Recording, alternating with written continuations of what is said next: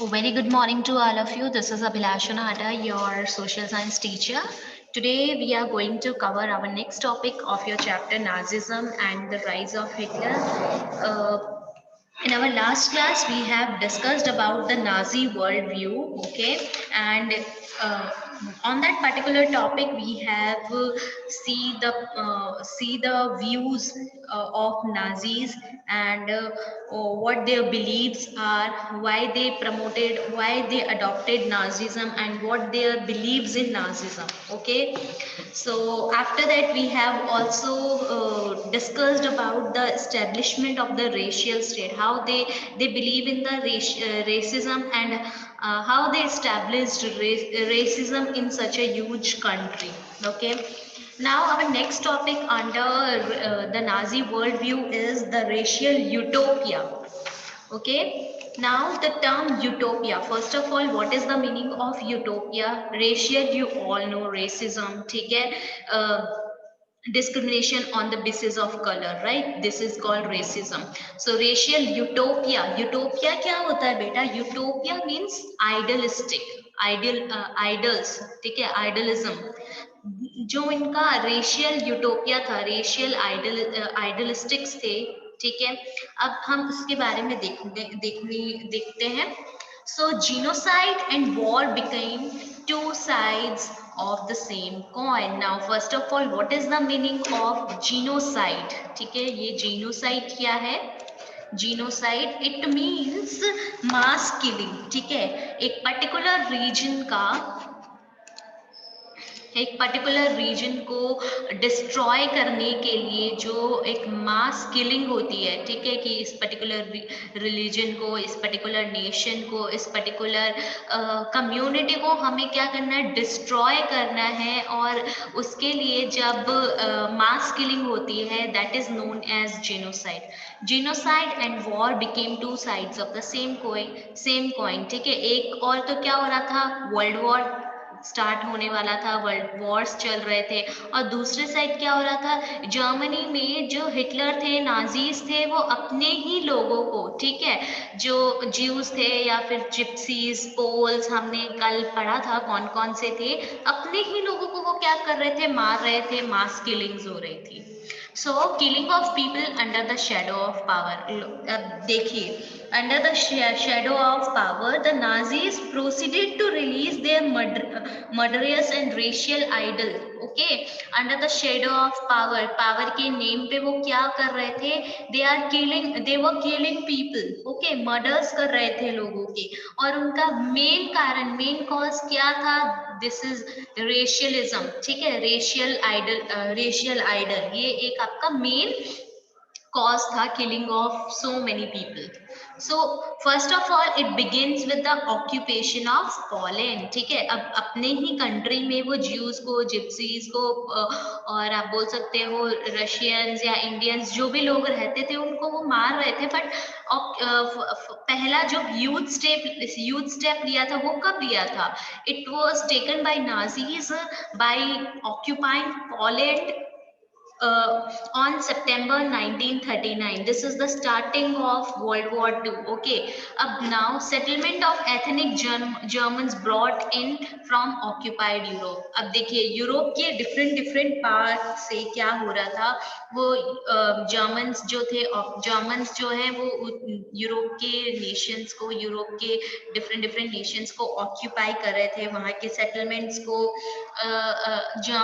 Germans अगर उनके जो भी रेशियल आइडलिज्म थी, या जो भी उनका, आप बोल सकते हो, जिस भी बेसिस पे, नॉर्म्स पे वो कंसिडर कर रहे थे, ठीक है, नॉर्डिक आर्यंस एंड ऑल को, तो इसमें से एथनिक जर्मन्स को क्या है, अलग अलग जगह से यूरोप के लेकर आ रहे थे, और जर्मनी में क्या कर रहे थे? वो सेटल डाउन कर रहे थे. So where did the Poles went then? अब तो आप क्वेश्चन अराइज होता है, तो अगर पोलैंड को भी कैप्चर कर लिया और वहां से जर्मन पीपल जो हैं, जर्मन पीपल को ही दे रहे थे बाकी, तो ये पोल्स कहाँ चले गए थे? तो हम ये देखते हैं, Poles were herded like cattle in other part called the general government. ठीक है, पोल्स को फर्स्ट ऑफ ऑल पोल्स क्या थे, Poles were force to leave their homes. Poles को क्या किया जा रहा था, उनको ऐसा फोर्स किया जा रहा था कि आप ये अपना घर छोड़ दें, अपनी प्रॉपर्टीज को छोड़ दें, और ये सारी चीजें कौन ऑक्यूपाई करेगा, ये सारी की सारी चीजें जो एथनिक जर्मन्स हैं, ठीक है, वो ही ऑक्यूपाई कर लेतेंगे, उनके उनके ही नाम की ये जमीनें होंगी।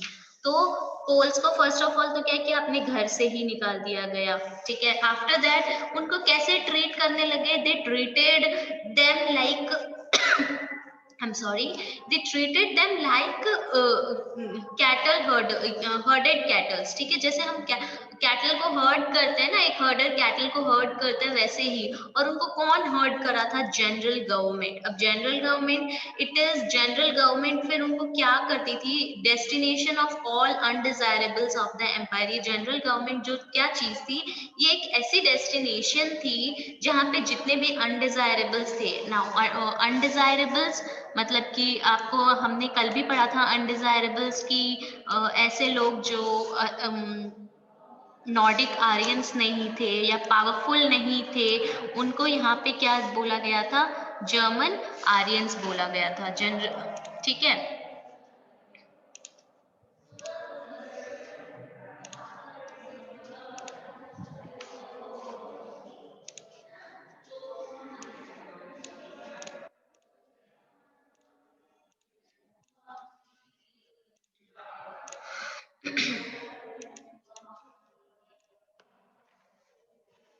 Now, members of the Polish intelligentsia were murdered in large numbers in order to keep the entire people intellectually and spiritually servile. Okay, now अब क्वेश्चन एक और अराइज होता है, क्या मैम जर्मन इतने पावरफुल थे, कुछ तो पॉलिश या फिर कुछ तो ऐसे भी लोग होंगे ना, बहुत बहुत इंटेलिजेंट होंगे, वो कुछ सोच समझ के या फिर कुछ ऐसे सॉल्यूशंस निकाल सके जिससे कि वो क्या है, इनकी गुलामी से, इनकी ये मतलब कि आप बोल सकते हो कि बदसलूकी से ये जो ट्रीट कर रहे थे गंदी तरीके से, इससे उनको वो कर सके।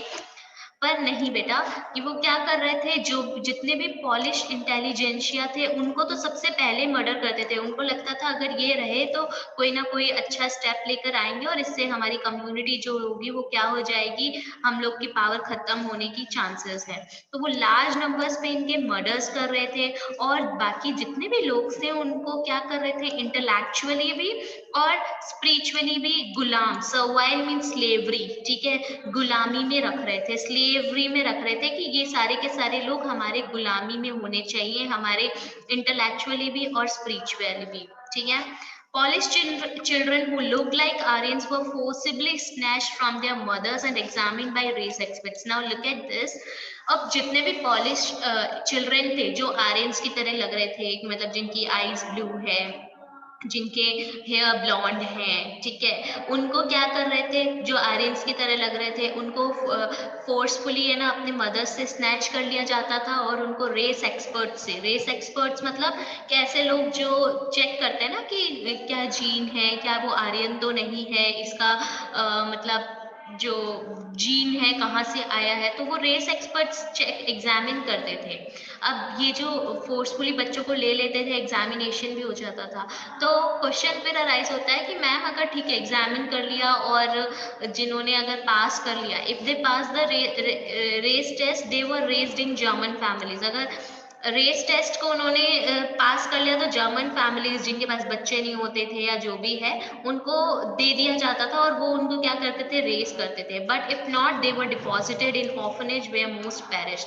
नाउ और अगर नहीं होते थे तो उनको ऑर्फनेजेस में डाल दिया जाता था, और ऑर्फनेजेस में डालते थे तो क्या होता था, ऑब्वियसली सिचुएशंस ऑर्फनेजेस की ज़्यादा अच्छी नहीं थी, वहाँ पे कोई भी नेसेसिटीज जो थे वो फुलफिल नहीं हो रहे थे, मेट नहीं हो रहे थे, तो इससे जितने भी जो ऑर्फनेज में क्या हो जाता था, उनकी डेथ हो जाती थी स्टारवेशन के कारण या फिर हेल्दी लाइफस्टाइल नहीं होने के कारण, ठीक है। सो दिस इज अब देखिए एक कुछ पिक्चर्स भी है। The picture you are seeing here, देखिए this is one of the freight cars used to deport Jews to the death chambers. अब जो डेथ चैम्बर्स में, ठीक है, अब जर्मन बहुत से गेटोज भी बनाए गए थे, गैस चैम्बर्स भी बनाए गए थे, और जो जनरल गवर्नमेंट है वो ज्यूज को भी मार रही थी। तब उन लोग को ले जाने के लिए क्या ट्रेन या कुछ तो चाहिए होगा ना। So this is the car, ठीक है, this is the freight car used to deport Jews to the death chambers, gas chambers, ghettos में ले जाने के लिए इन कार्स का यूज किया जाता था। ये जो ट्रेन के जैसी लग रही है ना, वुडन कार है ये, इसमें लेके जाया करते थे वो लोग। जस्ट लुक एट दिस, ये देखिए, ये जो है जनरल गवर्नमेंट में जो आपको बता रही थी, ये जो एरिया है ये सारा आपका जनरल गवर्नमेंट का है। ग्रेटर जर्मनी क्या किए जा रही थी, इसको एक्सपेंड किए जा रही थी जर्मनी। ये 1939 से उन्होंने 41 तक क्या है क्या किया था, ऑक्यूपाई कर लिया था पूरा पोलैंड को। तो घेटोज बना दिए गए थे। एंड दिस इज, ये जो एरिया आप देख रहे हो ये घेटोज है, ठीक है। यहाँ पे जनरल गवर्नमेंट जो थी वो क्या कर रही थी, वर्क कर रही थी घेटोज को लेके। ये सारे घेटोज थे, घेटोज में लेकर आते थे इन लोग को और यहाँ पे मार दिया जाता था, ठीक है। अब देखिए ये भी पिक्चर्स देखिए, ये लोग अपने सामान लेके जा रहे हैं, इनको लेके जा रहे थे। और ये भी, ये सेम पिक्चर ही है, दो डायरेक्शन से ली गई है। तो देखो कैसे लोगों को हैंड रेस करके लेके जा रहे हैं, एकदम बिल्कुल सर्वाइल की तरह इनको ट्रीट किया जा रहा है। पीछे आपके ये देख रहे हो आप, पुलिस ऑफिसर्स ऐसे वगैरह भी खड़े हैं, ठीक है। सो this is all about the racial utopia, कि उनके आइडलिज्म, उनकी जो ये रेडियल आइडलिस्टिक थी, उन्होंने क्या किया उससे उससे कि बिल्कुल भी वो चाहते थे बस हमारे यहाँ पे एकदम जो प्योरिटी है, जो स्ट्रॉन्ग है वही रहेंगे। पॉलिश हो या ज्यूस हो, ये सब होने ही नहीं चाहिए। इन सब का उन्होंने क्या कर दिया था, एक तरीके से धीरे धीरे करते हुए उन्होंने उनका मर्डर कर दिया, धीरे धीरे, ठीक है। एकदम से भी उनको नहीं मारा, बट धीरे धीरे धीरे करके एक जगह में यहाँ पे लेकर आते थे और यहाँ पे इनको मार दिया करता था। और यहाँ पे जो वर्क करते थे वो कौन थे, जनरल गवर्नमेंट थी जो यहाँ पे वर्क ऑन कर रही थी, right? So this is all about the Nazi worldview, and under that we have covered all the topics, the two important topics, uh, the establishment of the racial state and the racial utopia. Now your next topic is steps to death. अब हम देखेंगे ऐसे क्या steps थे, ठीक है। ये जो नाजिज्म के अंडर जो चला था, ठीक है, अप्रोक्सीमेटली 12 साल तक जो चला था ये, इसमें भी स्टेप्स थे कि डेथ के, कि एकदम से तो वो नाजी हिटलर आ गया और वो मार तो नहीं सकता ना लोगों को। तो उसने क्या किया, उसने एक स्टेप बाय स्टेप चलता गया। पहली स्टेज क्या थी, एक्सक्लूजन की थी। एक्सक्लूजन मतलब रिमूव करना, हटाना, ठीक है। 1933 टू 39, और इसके लिए एक एक्सक्लूजन के लिए अभी हम तीनों ही टॉपिक को, तीनों ही स्टेजेस को बहुत अच्छी तरीके से पढ़ेंगे कि क्या होता था उसके अंदर। एक्सक्लूजन का जो स्टेज था वो 1933 से 39 तक चला। After that stage 2, that is ghettoisation. Ghettoisation, ghettos में डाल दिया जाता था, लोगों को सेपरेट कर दिया जाता था, ठीक है। Now stage 3 is annihilation. Annihilation का मतलब क्या होता है, डिस्ट्रॉइंग, डैमेजिंग, ठीक है। डिस्ट्रॉय कर रहे थे लाइफ को, डैमेज कर रहे थे उनकी लाइफ को। So now just look at all these stages one by one. First of all, first stage is exclusion from 1933 to 1939. Now headlines given to under this stage is, you have no right to live among us as citizens. First of all, they separated them from themselves and they said you have no right to live among as citizens. आपको हमारे साथ रहने का कोई अधिकार नहीं है, ठीक है। अगर हम इनको एज अ पिक्चर भी देखेंगे तो अभी आपको मैं दो पिक्चर्स भी मेंशन की है मैंने इस स्लाइड में, तो आपको बहुत अच्छी तरीके से समझ आएगा कि कैसे इन्होंने ये स्टेप्स लिया और कैसे हर जगह चेंजेस आने लग गए, उनको कैसे सेपरेट किया। द न्यूरेमबर्ग लॉज, न्यूरेमबर्ग आप सबको पता है एक प्लेस का नाम है, laws of citizenship of September 1935, क्या लॉज थे, just look at this, only persons of German और related blood would henceforth with German citizens enjoying the protection of the German Empire, खाली ऐसे लोग जो जर्मन है या फिर उससे रिलेटेड ब्लड है उन्हीं को क्या है, जर्मन सिटीजन्स, जितने भी जर्मन एम्पायर का प्रोटेक्शन है एज ए जर्मन सिटीजन्स, उनको चीजें दी जानी चाहिए, वो ही इंजॉय करेंगे। बाकी ज्यूज या अलग जो भी आप बोल सकते हो, वो बोलते होंगे कि प्रजाति जो है वो, उनको जर्मन एम्पायर का प्रोटेक्शन नहीं मिलेगा, right. Marriages between Jews and Germans were forbidden, जो ज्यूज और जर्मन्स के बीच में जो शादियां होती थी उसको बिल्कुल से फॉरबिड कर दिया, हटा दिया गया, मतलब एक इलीगल हो गया कि आप ज्यूज और जर्मन जो है शादी नहीं कर सकते हैं, it is illegal. Extra marital relations between Jews and Germans became a crime, अगर एक्स्ट्रा मैरिटल रिलेशन भी है, ठीक है, शादी के अलावा भी जो रिश्ते बना लेते हैं, ठीक है, रिलेशनशिप्स आ जाते हैं, तो अगर ज्यूज और जर्मन्स में अगर ऐसे रिलेशंस आए तो वो एक क्राइम होगा, ठीक है, it is called as crimes. Jews were forbidden to fly the national flag. Jews को नेशनल फ्लैग को फ्लाई करने के लिए बैन कर दिया गया, फॉरबिड कर दिया गया, you have no right to fly the national flag, okay. अब देखिए ये वाली जो चेयर है उनको फॉरबिडन कैसे करने लग गए, उनको सेपरेट एक्सक्लूड कैसे करने लग गए, just look at this bench, ठीक है, park bench which announces for Aryans only, यहाँ पे देखिए ये लिखा हुआ दिख रहा है आपको, यहाँ पे ये क्या लिखा हुआ है, इन्होंने लिखा हुआ है फॉर आर्यंस ओनली, राइट। तो ये क्या सजेस्ट करता है कि जो जर्मन्स हैं, जो जर्मन ब्लड है, वही क्या कर सकते हैं, यहाँ पे बैठ सकते हैं, बाकी कोई भी यहाँ पे बैठ नहीं सकता। देखिए पार्क के बेंच तक में उनको बैठना अलाउड नहीं था। And pardon me please, just look at this symbol or picture which is showing this sign is showing or declares that this North Sea bathing resort is free of Jews। ये जो north सी bathing अब bathing resort है, ये Jews से क्या है, ये लिखा हुआ है ज्यूज से क्या है, फ्री हो चुकी है, तो यहाँ पे it's showing freedom from Jews, okay. Now other legal measures, अभी न्यूरेमबर्ग लॉज पढ़ लिए, और भी क्या लीगल मेजर्स थे, बॉयकॉट ऑफ ज्यूश बिजनेस, ठीक है, ज्यूज बिजनेस जो है वो बॉयकॉट कर दिया गया, कोई ज्यूज से कोई सामान नहीं लेता था।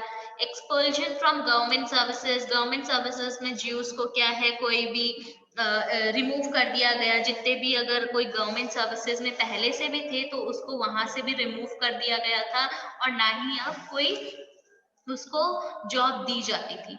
Forced selling and confiscation of their properties, ठीक है, अब क्या है, उनको फोर्स किया जाता था कि आप अपनी प्रॉपर्टीज को सेल करें, या फिर उनकी प्रॉपर्टीज को वो क्या कर दिया करते थे, सीज कर दिया करते थे, ठीक है, सीज सुना होगा वो टर्म, सीज कर देना, ठीक है, कि आप अलाउड नहीं हो अब इस प्रॉपर्टी को यूज करने के लिए। तो दे were what they were doing, ये सब के लिए उन्होंने लीगल मेजर्स लेकर आ गए कि you are not suppose to, you all are supposed to boycott Jewish business, या फिर you all Jews are excluded or removed from the government services, and they were also forced to selling their lands and properties, and otherwise they seized their properties, right।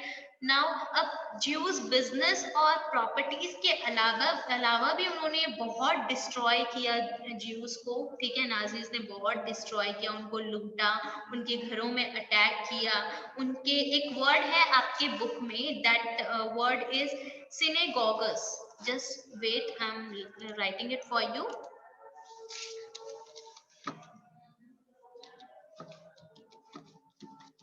that is synagogues, and what it means, place of worship for people of Jewish faith, ठीक है, जो Jewish faith रखते हैं, ठीक है, उसके लिए जो वर्शिप वाली जगह होती है उसको हम सिनेगोगस बोलते हैं, राइट।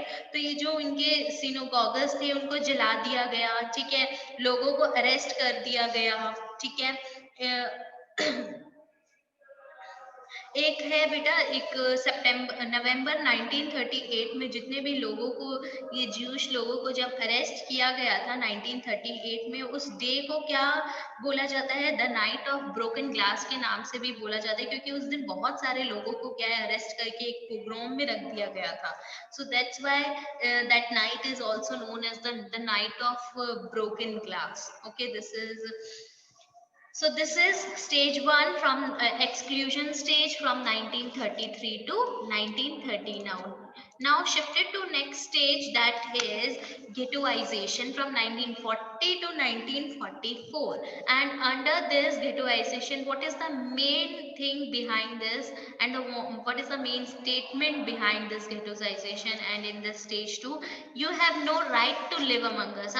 अब उन्होंने पहले क्या बोला, पहले कि आप हमारे साथ नहीं रह सकते, you have no right to live among us. ठीक है, उन्होंने इसके लिए क्या कर दिया, धीरे धीरे पहले उनको सेपरेट किया, अब बोल दिया कि अब तुम हमारे साथ रहने के लायक ही नहीं है, तुम हमारे बीच में भी, you have no right to live among us. ठीक है, अब हमारे बीच में ही नहीं रहना है. पहले तो बोला था हमारे साथ नहीं रह सकते हो एज ए सिटीजन, अब बोला कि अब तुम हमारे साथ रह ही नहीं सकते हो. ठीक है, तो अब इसके लिए क्या किया, from September 1941 all Jews had to wear a yellow star of David on their breasts. Now September 1941 से जितने भी ज्यूज थे उनको येलो हैट पहननी, एक येलो स्टार पहनना होता था. ठीक है, डेविड बना हुआ था उसमें, येलो स्टार ऑफ डेविड. कहाँ पे, अपने लाइक आप बोल सकते हो चेस्ट में और लाइक ब्रेस्ट एरिया में. This identity mark was stamped on their passport, all legal documents and houses. और ये जो आइडेंटिटी मार्क था, ठीक है, स्टार ऑफ डेविड का, येलो स्टार ऑफ डेविड का, ये उनके जितने भी लीगल डॉक्यूमेंट्स थे, पासपोर्ट्स थे, जितने भी लीगल डॉक्यूमेंट्स थे, उन सब में क्या था, ये मेंशन था. They were kept in Jewish houses in Germany and in ghettos like Lodz and Warsaw in the east. अब देखिए, उनको ज्यूइश हाउसेज में, जर्मनी में जितने भी ज्यूइश हाउसेज थे ना, वहां पे रखा जाता था. ठीक है, लॉर्ड्स में रखा जाता था, और घेटोस के अंदर, घेटोस आप सबको पता है ना, और लॉर्ड्स एंड वॉर्सॉ जर्मनी की एक प्लेस का नाम है. ठीक है, जो मैंने आपको मैप में भी बताया पीछे कि जनरल गवर्नमेंट यहाँ पे वर्क करे थे, तो वहाँ पे लॉर्ड्स और घेटोस भी, लॉर्ड्स एंड वॉर्सॉ भी जो है वहाँ पे घेटोस बने हुए थे ईस्ट डायरेक्शन में, जर्मनी में ईस्ट डायरेक्शन में. तो वहाँ पे रहना पड़ता था उनको. आपको मैं फिर से एक बार मैप दिखाती हूँ कि मैं कौन से मैप की बात कर रही हूँ, कौन सी जगह की बात कर रही हूँ. Just look at this map, this place, right. ये देखिए वॉर्सो, ये रहा वॉर्सो, लॉर्ड्स ये रहा, ये जर्मनी के ईस्ट में है ना. जस्ट वॉर्सो, लॉर्ड्स में घेटोस के अंदर क्या किया गया, उनको रखा गया था. These became sites of extreme misery and poverty. और ये जो sites हैं, ठीक है, ये जो पूरा जनरल गवर्नमेंट का, आप जहाँ पे जनरल गवर्नमेंट वर्क कौन कर रही थी, ये जो एरिया थे, वॉर्सो, लॉर्ड्स, टोमासो, मिन्स्क, ये वाली जितनी भी जगह थे, ये स्टार्ट जो बने हुए, ये these are the places of misery and poverty. सारे घिटोज बना दिए गए थे. यहाँ पे लोगों को ज्यादा फैसिलिटीज नहीं थी, लोग बहुत ज्यादा क्या हो गए थे, पुअर हो गए थे. ठीक है, now just look at this picture. इस पिक्चर में भी क्या मेंशन किया गया है, this is all I have to, this person is saying this is all I have to sell. ठीक है, men and women are left with nothing to survive in the ghettos. अब लोगों के पास कुछ भी नहीं था कि वो गेटोज में अच्छे से, गेटोज में भी अच्छे से रह सके, सर्वाइव कर सके. So this man is saying I have all, this is all I have, और कुछ नहीं है मेरे पास आपको बेचने के लिए. Because so this picture itself is showing कि इन कि कैसी वर्स्ट सिचुएशन में वो रह रहे थे, उनकी हालत बहुत ज्यादा क्या हो गई थी, खराब हो गई थी.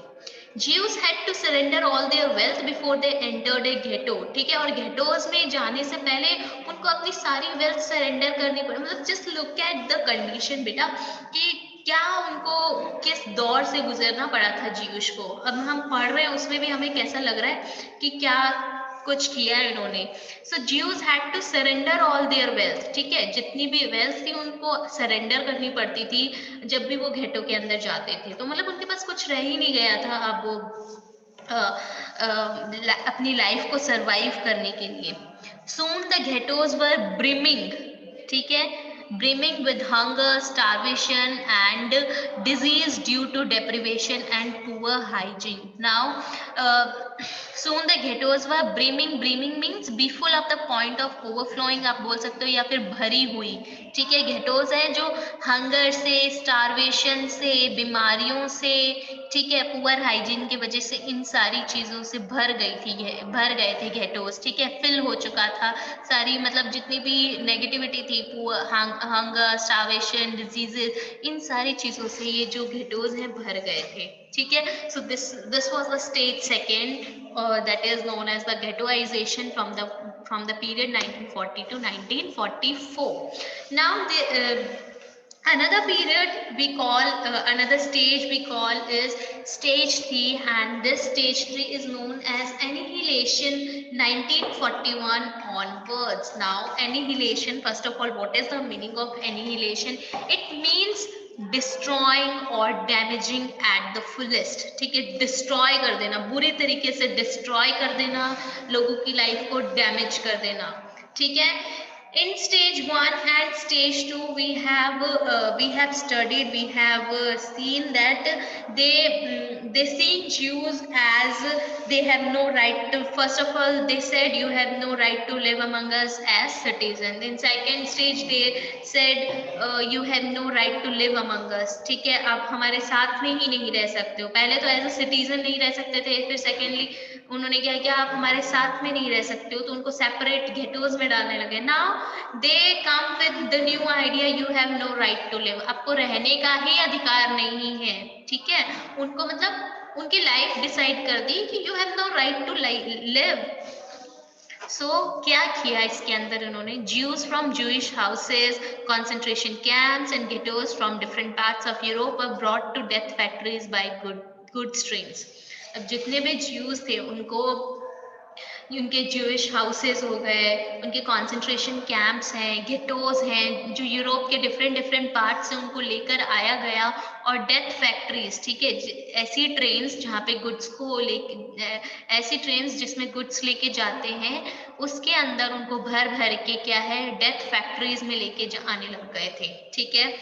ये देखिए, in Poland and elsewhere in the east most notably कौन कौन से थे, बेल्जिक हो गया आपका, Austerlitz, Sobibor, Treblinka, Kelmono, Mazdanek, they were charged in gas chambers। ये जो places है सारी पोलैंड के अंदर है, यहाँ पे सब जगह इन्होंने गैस चैम्बर्स बना दिया था। मैंने गैस चैम्बर्स के बारे में भी आपको बताया था कि क्या करते थे, वो लोगों को डाल देते थे, एक पॉइजनस गैस रिलीज कर देते थे, जिसमें से लोग विद इन फ्यू मिनट्स क्या है वो मर जाते थे। तो just look at these pictures, ठीक है, पिक्चर्स के थ्रू हम देखते हैं। In this picture what is showing, killed while trying to escape, ठीक है, वो भागने की कोशिश कर रहा था और उसको भागने की कोशिश करते करते क्या है, उसको मार दिया गया बीच में। द कॉन्सेंट्रेशन के camps were enclosed with live wires. देखिए ये वायर्स आप देख रहे हो, ये पूरे कॉन्सेंट्रेशन कैंप्स है ना, जो ऐसे ऐसे वायर्स से क्या हुआ था, घिरे हुए थे, ठीक है, बंधे हुए थे। Now just look at these are the piles of clothes outside the gas chamber। अब देखो बेटा, ये गैस चैम्बर में डालने से पहले इनके कपड़े उतार लिए करते थे। अब किस लिए उतारते थे, मे बी कि हो सकता है कि डेथ, अगर जब हमें जो भी डेड बॉडीज होगी तो डेड बॉडीज के में कोई कचरा ना फैले, तो इसलिए मे बी, इसलिए भी उन्होंने इनके कपड़े उतरवा लिए होते थे, या फिर काउंटिंग के लिए हो सकता है। तो मतलब कपड़े तक उनके जो थे उनसे ले लिए गए थे, छीन लिए गए, और गैस चैम्बर में डालने से पहले तो कितना उनको तड़पा तड़पा के उन्होंने क्या किया है, मारा है। Just look at the condition. This is the picture of the concentration camp, ठीक है। एंड कॉन्सेंट्रेशन कैंप एक कैमरा से, जैसे just there is a one more picture in your book, just look at that picture. उसमें लिखा गया है concentration camp, a camera can make a death camp look beautiful. इतना ब्यूटीफुल पिक्चर कैप्चर किया है कि जिससे लग रहा है कि अच्छा, कि ये तो बहुत अच्छी टूरिस्ट अट्रैक्शन है, बट रियलिटी कुछ और ही थी। Another picture, these are the these are the shoes taken away from prisoners before the final solution. And what is the final solution of Hitler? Murder, killing, ठीक है, और कोई final solution नहीं था। तो नाउ जस्ट ये सारे shoes उनसे उतरा लिया करते थे गैस चैम्बर में डालने से पहले या फिर घेटोज में जाने से पहले। घेटोज में नहीं बेटा, गैस चैम्बर्स हो गए या फिर जो आप बोल सकते हो डेथ फैक्ट्रीज में डालने से पहले। So mass killings took place within minutes with scientific precision. Scientific precision मतलब एक poisonous gas को release कर देते और जिससे कि लोग मर जाते थे। तो mass killings हो रही थी। So class, this is the third stage of destroying annihilation, और यू कैन कॉल कि मतलब वर्स्ट, लोगों के साथ जितना वर्स्ट हो सकता था उतना वर्स्ट इस सिचुएशन में इन्होंने नाजी पीरियड में ज्यूज के साथ किया था। और याद रखना बेटा, खाली ज्यूज नहीं थे, और भी कुछ लोग थे, बट ज्यूज सबसे वर्स्ट सफरर्स थे। अब नाउ आपको ये पढ़ने के बाद, ये देखने के बाद पता चल रहा होगा कि उनको वर्स्ट सफरर्स क्यों कहा गया है। सबसे ज्यादा जो सफर किया था वो इन्होंने ही किया था, दैट्स वाई। ठीक है, और भी लोग थे, पॉलिश थे, जिप्सीज थे, ये लोग भी थे जिन्होंने सफर किया, बट सबसे ज्यादा ज्यूज ने किया था बेटा। ठीक है, so class, this is all about today. In our next class we are going to discuss about youth in Nazi Germany. Okay, अब यूथ कैसा था नाजी जर्मनी में, ठीक है, हम उसके बारे में डिस्कस करेंगे। So please read the chapter till this page, and if you if you face any difficulty, you can approach to me. Please do read the chapter. Okay beta, please take care of yourself. Thank you for joining the class. Bye bye.